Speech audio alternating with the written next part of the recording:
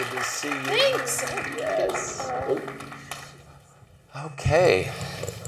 Well, this isn't about me. I'll just do a little. Before we were doing the Dent conference, we were very much into the Twitter scene, doing the world's first Twitter conference, Tweet House events, which were largely sort of influencer gatherings. We've done a number of influencer type events for Fortune 500 companies, Boeing. We did a project years ago with them. I think maybe the world's first Fortune 500 influencer gathering. And we started with bloggers. Blogging was our thing in 2005, moved quickly into social, worked that for many years, but now it's clear things are changing. And you're in the same boat. You started with blogging very early, knew when and how to move into social, and now we're sort of in the second wave of social, and it's very different. So maybe, anyway, why don't you tell the audience a little bit about what your progression to where you are now? Yeah, how did a nice girl like me end up, in a joint like this? Absolutely, absolutely. So, yeah, I've been in digital for a long time, but I launched around 2006 one of the top. It was an A-list blog during its time, during the 2008 2012 elections, called Jack and Jill Politics. And while it was targeted at a black audience, kind of the new hip-hop generation, we actually had, I would say it was only 50% black as far as we could tell. We actually had a lot of people, because people were curious what the black person sitting at the cubicle next to them. This is your audience, the blog audience? Yeah, the blog audience, yeah. They were very curious about, well, what does my former college roommate actually think about what's happening out there? So we became one of those new influencers, very quickly shifted into social media. I have maybe 10,000 Twitter followers. My co-founder at that blog, Bear-Turned Thurston, has 100,000. He's pretty famous-y.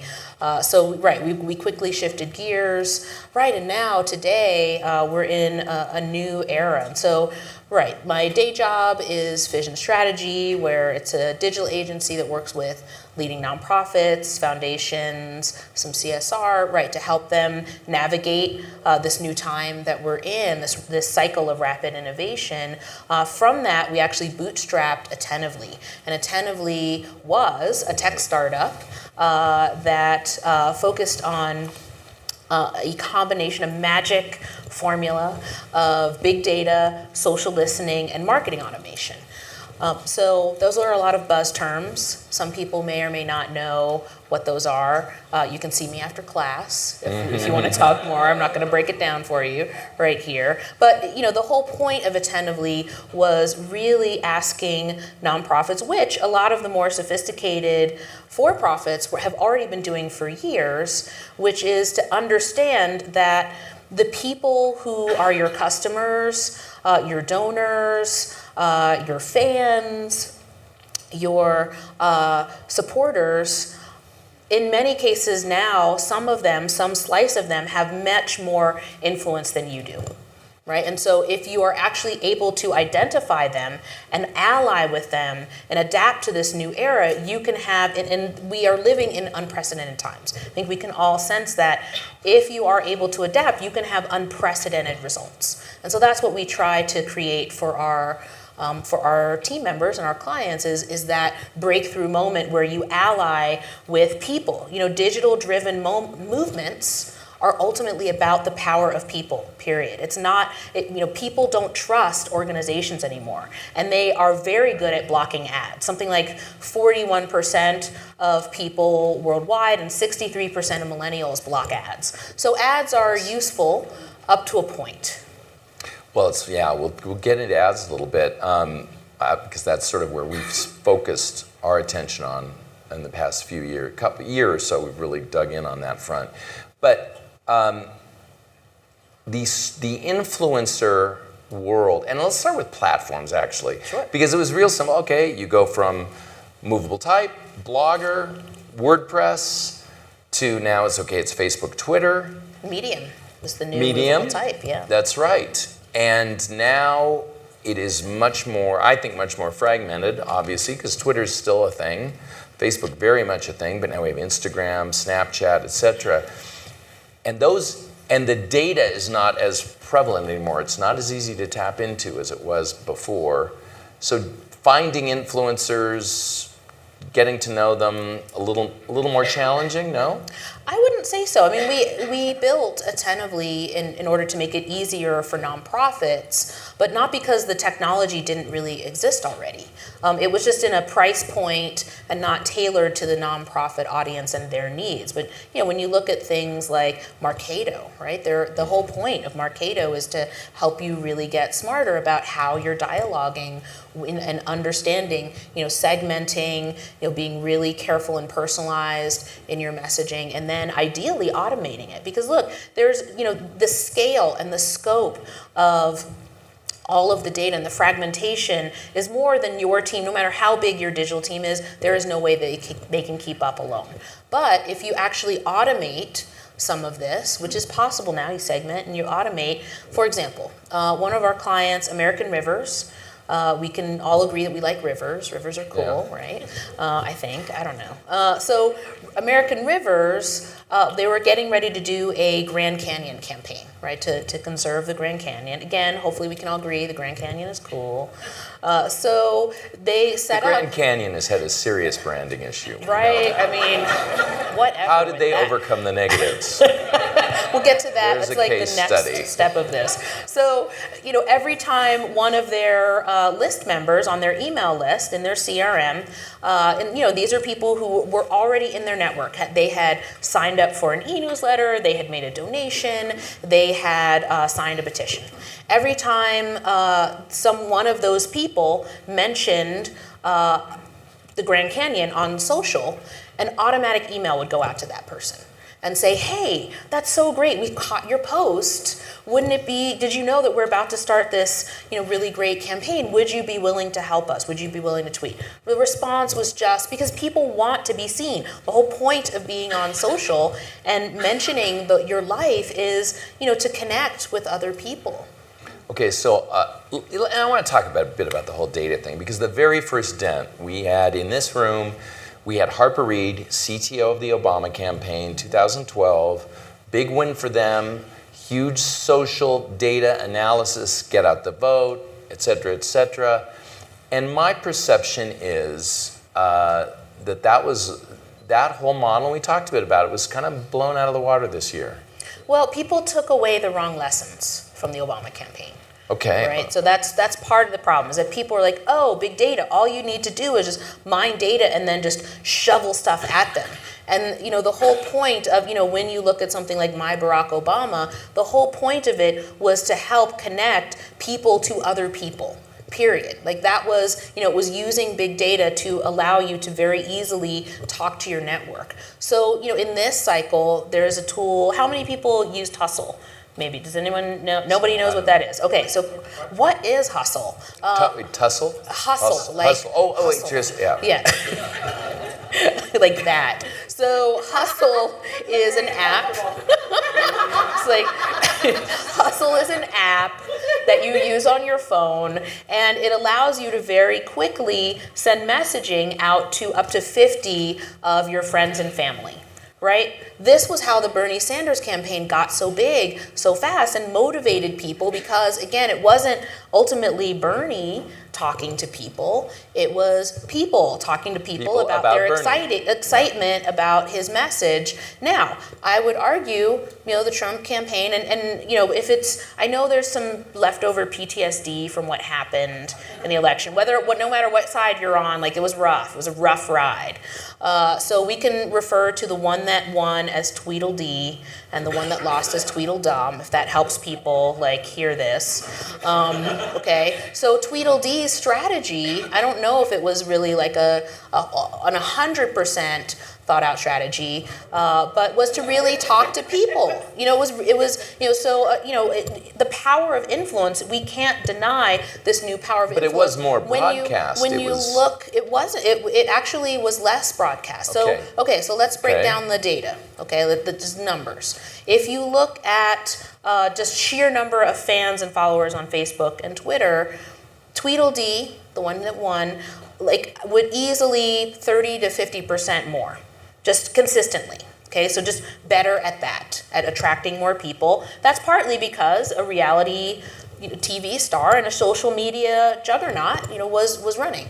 But it wasn't output.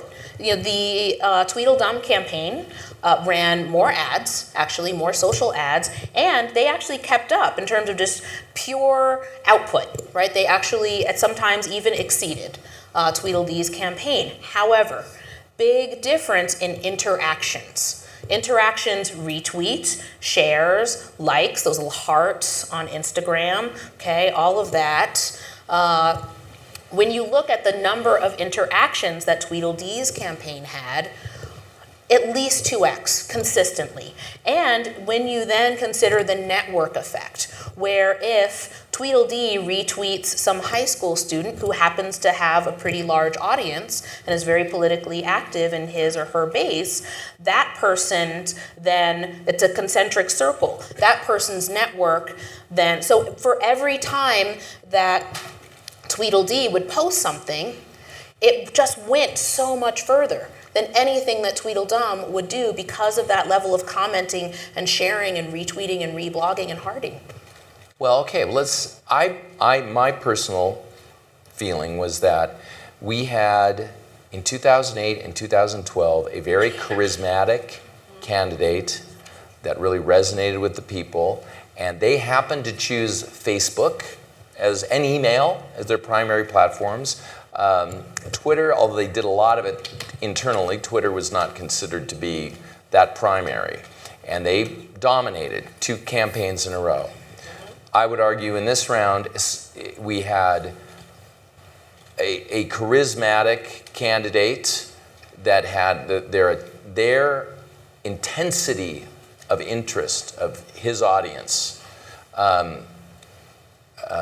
I'm talking about Bernie Sanders. Oh, he had a very and also we'll have to, we can and come also up with he another who code name cannot for be him. named. We can come up with another code name for Sorry, Bernie. I'm just. You're a lot younger than I am. I got to go with their real names, or I'll just get totally lost. Bernie had a lot of charisma and a lot of I think Bernie could have gone on Friendster and started putting stuff out, and you would have said, wow, these engagement numbers are through the roof. And you did have Trump on essentially Friendster, Twitter, which, I know Twitter is still great. We love Twitter, but, let's face it, Twitter's had its troubles lately. He was much more prevalent on Twitter than Facebook, correct? Yes, although again, he had easily many millions more Twitter followers. Trump had millions more Twitter followers, or Facebook followers, than Clinton. So he was still doing better. And again, there was more, every time, therefore, because of the network effect, the internet interaction effect, his stuff traveled further on Facebook. But I think it traveled further because he was a charismatic guy with a real highly interested following. 2008, 2012. I think that was the nature of it too. In other words, I thought when we were talking with Harper, we're like, oh, cool data, yes, get the vote out. I like that. How can we use that? Smithers, too much since today.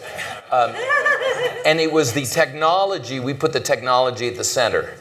I'm now thinking, based on what happened in 2008, 2012, this election, was that that is the social driving it is the tail wagging the dog. The dog is the candidate. Yes. Write that one down. Yeah. I'm not saying who. The candidate is the dog, and whatever platforms they're using is largely the tail. I think that's part of it. I would say, though, that to a certain extent, it was Clinton's to lose, and and they took, again, their strategy took the wrong message away from what worked from the Obama campaign and didn't adapt to the new power. During they had a ton of influencers. There's not an influencer in the galaxy. Well, but did they very different, Trump did have Scott Baio. Level. So when we work with our clients, we tell them there are 3 different types of online influencers. There are the VIPs, the professionals, and then the everyday influencers. Now, yes, the Clinton campaign was very focused on the VIPs, right? The Jay-Z's, the Beyoncé's, people who might have a clout score, clout with a K because of the internet. Clout is a very well recognized measurement of internet influence. 83. Right, yeah, nice, go girl. So right, 80 to, well, no one actually has 100, but 80 to 100 are your big dogs. I have to interject that Clout was unveiled at one of our conferences. Yes. You guys are big dogs. They were shown publicly at one of our. Yeah, you guys are big dogs. So, right, so there was a lot of focus there. The second tier are your professionals. These are people, probably a lot of people here in the room, who are engaged in social media in part to talk to colleagues, to promote their work, to be part of a body of knowledge about a particular segment and their influence that way. So media and bloggers and tweeters, you've got your C-level folks, those types of people, in that, experts, scientists. Below that are the everyday influencers, people who are just really passionate about something. They might have a clout score of 40 to 60, so they reach a good number of people, and particularly locally, and particularly in smaller communities, these people can have extraordinary influence, and we encourage our clients to actually target that group because they're more approachable. They're more approachable and accessible. They want to hear from you. They are your digital volunteers, your ambassadors. They are passionate about you, and the difference was that the Trump campaign focused really on that group and maybe the professionals. So, for example, how many of you have been watching Saturday Night Live? Yeah, right? Yeah. So amazing. So they had... It happens on internet. It does. So they have they had a show, a cold open called Trump Tweets, where they were making fun of, right? Some of you might remember where they're making fun of him sitting in the White House, tweeting random people in bars, in high school, etc. However, again, I think that actually identified the gem of his strategy, which was ultimately to talk to people, to talk to his base, to have this dialogue. We might have some issues, or some people might sort of worry about him dialoguing, but people, his followers, particularly those everyday influencers who were willing to share his stuff, really felt like he was hearing them because he would talk to them directly. Hard to see someone like a Clinton not use 10 people and 10 days to respond to an average person's dialogue. And as a digital influencer who, actually worked pretty hard on the Obama campaign, never heard from them. Heard nothing the entire campaign. So I just think that they did not really understand the power of, that passionate level of supporters out there. I will agree completely, 100%. In terms of influencer marketing, I look at life in a 2x2 matrix, is how much reach and influence do they have, low to high, and then it's, okay, how approachable are they, and it's low to high, and what you're looking at is the maximum area in that, and so in other words, getting Jay-Z to tweet, that's not easy to do. Right, it's not easy to do, and is it even relevant? So the formula that we suggest people think about for what's a good influencer strategy is reach. How many people can they actually reach? Relevance. Jay-Z is probably not relevant. It's relevant to my life in terms of my entertainment, not relevant to my work at all. Yes. Right? It probably isn't a buyer, a purchaser of your products, probably isn't a supporter of your organization. And then have they had any prior interaction with you, your brand, with the issue? Once you start to add that up, then you get someone you think, oh, this is a person with bait. I'll tell you what the Clinton campaign did do. After I tweeted a lot during one of the debates, they started sending me press releases. Okay, so this is failure. All right, this is failure. They didn't thank me. So this is a way, a simple thank you, Cheryl. That was awesome that you said a few nice things. I actually also dissed them repeatedly. But it's great that you were even engaged. Here's some stuff we might think you might find useful. So right idea, wrong wrong approach. Like, do not send a press release. Actually talk. These are people who we have found will often have up to 200 times the reach that you have. One single person, the top 5% of your reach. You want to see them as allies, as people who actually, can be partners with you and can co-design, can co-create with you. So we need to wrap it up, but I have to agree with you. So for us, internally, the model we use is III, which is influence. Obviously, a model is affinity, alignment, and authority. So affinity is, do they know us, do they like us? Authority, obviously, that's basically the same thing as influence. And then alignment, is it topical? Fly fishing. You want them tweeting about fly fishing when they're about cars? Jay-Z's not going to tweet about fly fishing. Okay? So he's not interested in that. I don't think. Based on what we've learned very recently, where all these platforms are going, I'd kind of like to, and we've talked a bit about the influencer stuff, but in terms of platform attention, everyone here is trying to get conversion. Whether it's investors, whether it's press, whether it's buzz, whatever it is, customers, pay people, go to the website, click the box. Everyone's donors trying to get conversion. Is there in the last month or two something that's emerged that you're like, I don't think a lot of people are yet paying attention to this, but I think they really should, or not enough people are paying attention to it as either a platform or a technique to help drive conversion forward? You know what I would actually say? I'm just going to roll it back. Ultimately, people get their heads wrapped into the platforms and the technology. People aren't spending even enough time just looking at their own users' behavior. There's just way too much output and not enough input. So actually listen to and observe what your people are doing and respond. Behind every mouse click, behind every comment, share, like is an actual human person. A human being who in that moment is expressing their fear, their love, their passion, their concerns, their issues. Like, are you even paying attention to any of that? People aren't using their own technology. Only, it's like the tip of the iceberg. They'll use this part that they know and not even, use this technology that many times they're spending a lot of money to use. And, yes, in terms of conversion, that's how you get that conversion is, can you segment and say, okay, we sent out this email or this tweet. These are the people who responded, the types of people who responded to that. Let's isolate that and send those people just messages about that. That's how you increase conversion. You're around for a while? I'm around for a while, and we didn't mention, Attentively has been sold. Happy to talk to people about it. I want to hear about that. But Attentively is actually the first tech startup with a Black female founder to be acquired by NASDAQ.